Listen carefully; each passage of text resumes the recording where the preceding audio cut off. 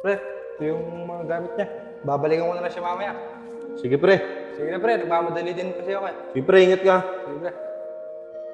Tos, di ka na binalikan ng papa mo, no? Pero yan mo, Tos. Palalaking kitang magalang at may takot sa Diyos. Ba't nagpapakahirap ka sa hindi mo naman tunay na anak? Alam mo do, pag tumanda na yan, at nagkaisip na, tapos nalaman na niya na hindi ikaw yung tunay na ama, iiwan at iiwan ka niyan do. Ang alamat ng blanco. Si tatay. Oo, wala sulat kaya blanco. Tay, kanino po pa kayo naririnig doon? Sino pong tinutukoy niya na anak niya? Nak, total, malagay ka na rin. Ito na siguro yung tamang pagkakataon na malaman mo ang lahat. Siya yung tunay mong amanak. Ito na ba yung anak ko, Mando? Anak, Ngayon mo pa ba ako babalikan? Ngayon malaki na ako. Siya lang yung tunay kong ama. Tay, bibisitahan po kita dyan. tara na anak.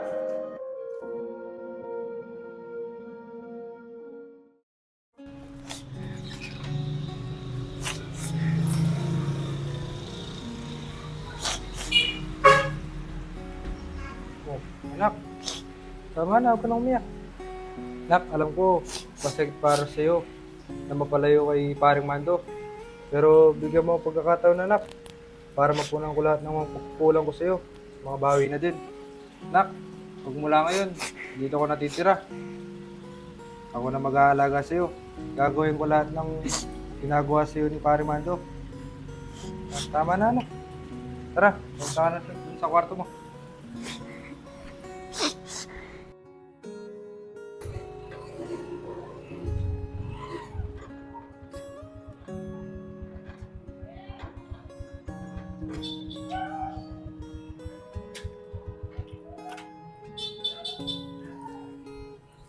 Do, balitaan ko yung nangyari kay Brutus ah.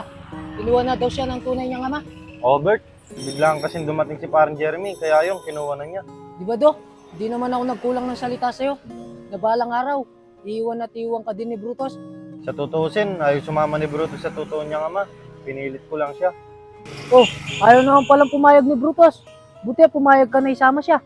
Napag-isip-isip ko si Bert, balang araw. Masigit na kailangan ni Brutus ang tunay niyang ama kaysa sa akin. Pero do, di ka ba nagsisisi?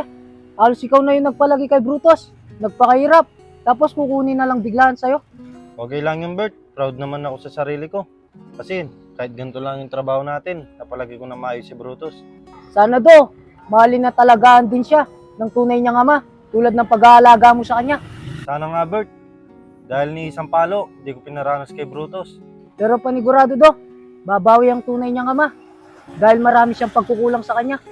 Sana nga, Bert. Paranas niya rin yung pinaranas ko kay Brutus. Sana higitin niya pa yun.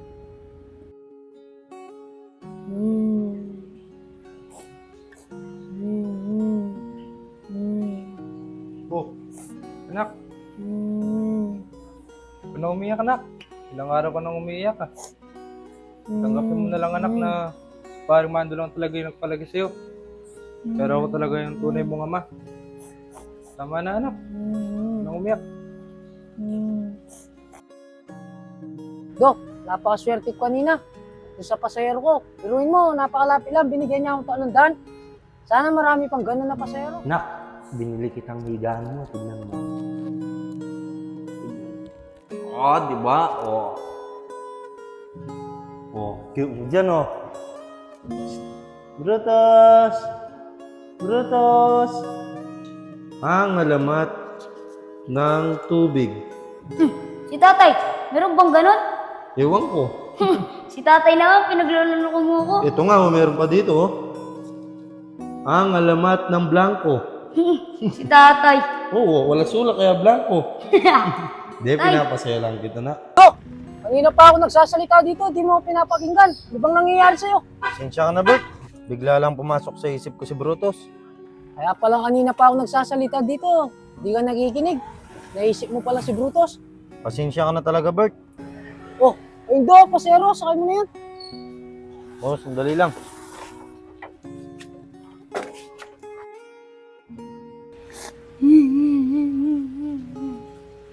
Tatay Mando, namimiss na po kita. Brutus! Ano na naman yan? Lagi ka na lang umiiyak. Pag ako hindi nakapagtipis sa'yo, tatamaan ka sa akin. Tama na yan. Lagi ka na lang umiiyak. Brutus! Iyak ka nang iyak. Ano magagawa mo sa iyak na yan? Ba't di niyo po po kasi ako ibalik kay Tatay Mando? Ang kulit-kulit mo rin, no? Gusto ko mang bumawi sa'yo. Kaso, ganyan yung ginagawa mo. Hindi po ako masaya dito. Mas masaya po ako kay Tatay Mando. Hindi ka ba talaga titigil dyan? Ha? Tumutama ka sa akin? Ha? Puro ka iyak. Wala ka namang magagawa dyan. Paluin kita dito eh. Buti pa si Tatay Mando, hindi ako sinasaktan. Ibahin mo ako kay Mando. Iba ako doon. Pag narinig pa kita dyan, tatamaan ka na talaga sa akin.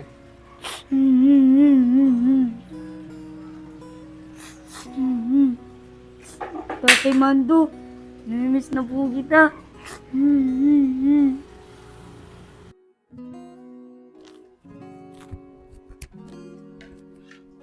Kain na po. Sige, kain ka na dyan. Pagkatapos mo dyan, hugasin mo na yung mga plato ha. Saka pala yung mga labahin doon, marami na. Pagilaban mo na din. Sige po. Buti pa si Tatay Mando. Hindi niya ako pinapatrabaho.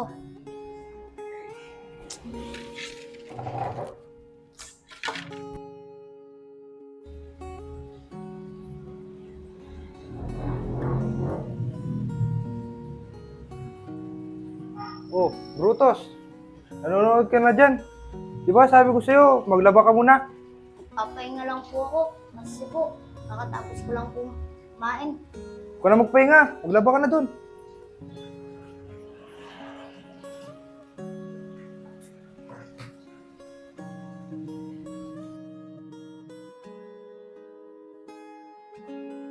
Paano yun, Tay? Ang galing mo naman. Basta ako lang nakakalam dun na. Ito pa. Tignan mo yan, no? Pagsasamahan ko. Oo. Oh, Di ba? wow! Ang galing mo naman, Tay. Ito pa. Lilipat ko doon. Oo. Wow, ang galing mo naman, Tay. Kaya idol na idol kita eh. Ikaw talaga na. Binobolaan mo pa ako eh. Ito, maraming bungo dito. Nak! Ito tayo. Huwag kang maingay ha. Sa atin lang to ha. Huwag kang maingay. Baka magkita tayo ng mayari. Tay, andyan na yung mayari. Takbo, no?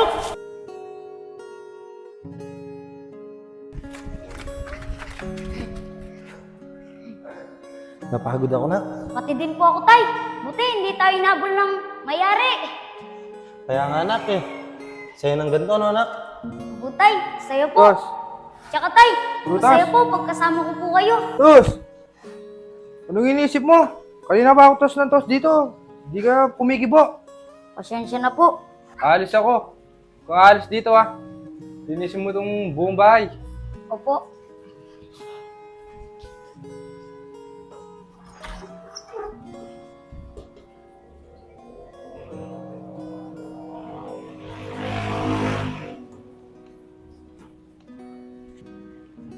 Ito na siguro yung tamang pagkakataon para makatakas ako.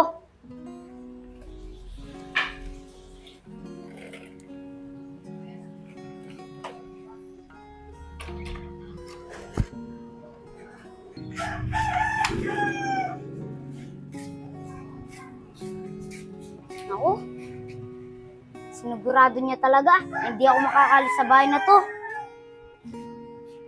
Kailan kaya ako makakatakas sa kalbaryong buhay na to?